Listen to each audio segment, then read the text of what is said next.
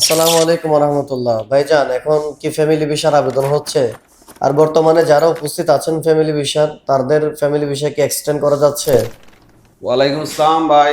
Actually এখন Saudi আরবে যারা, আমরা আগের ভিডিওতে বলছি, সৌদি আরবে যারা ফ্যামিলি বর্তমানে আছে তাদের লাস্ট সুযোগ দিছে 18 এপ্রিল পর্যন্ত, তার আগে এক্সটেন্ড হচ্ছে না। আর যদিও কিছু এক্সটেন্ড হচ্ছে তাও এটা এক্সপেন্সিভ, তাও কারো হচ্ছে না, এগুলো সিস্টেমের বাইরে। আর আপনি সেকেন্ড প্রশ্ন হচ্ছে ফ্যামিলি ভিসা বা উমরার ভিসা কি আবেদন করা যাচ্ছে কিনা।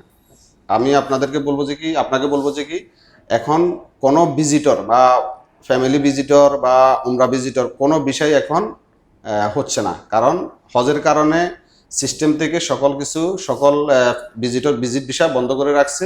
শুধু কিছু ভিজিট ভিসা চালু আছে। যারা ইউরোপের পাসপোর্টধারী, লাল পাসপোর্টধারী, তারা ভিজিট ভিসা এন্ট্রি করতে ভাবতেছে। আর না হলে অন্য কোনো দেশের লোক ভিজিট ভিসায় সৌদি আরব আসা এখন সম্ভব না। আর আমাদেরকে অনেকেই মোবাইলে এবং অফিসে এসে জিজ্ঞেস করতেছে ফ্যামিলি ভিসা এক্সটেন্ড হবে কিনা, বা ফ্যামিলি ভিসার আবেদন করা যাবে কিনা, বা উমরা ভিসা আবেদন করা যাবে কিনা। তো তাদের জন্য এই ভিডিওর মাধ্যমে বা আপনার মাধ্যমে এই মেসেজ তাদেরকে পৌঁছায় দিবেন। ফ্যামিলি ভিসা এক্সটেন্ডও হচ্ছে না 18 এপ্রিলের পরে, এবং ফ্যামিলি ভিসার আবেদনও হচ্ছে না, এবং উমরা ভিসাও হচ্ছে না। তবে হজের পরে, হজ যখন শেষ হবে তার 15-20 দিন পরে আপনারা উমরা ভিসার জন্য এবং ফ্যামিলি ভিসার জন্য আবেদন করতে পারবেন।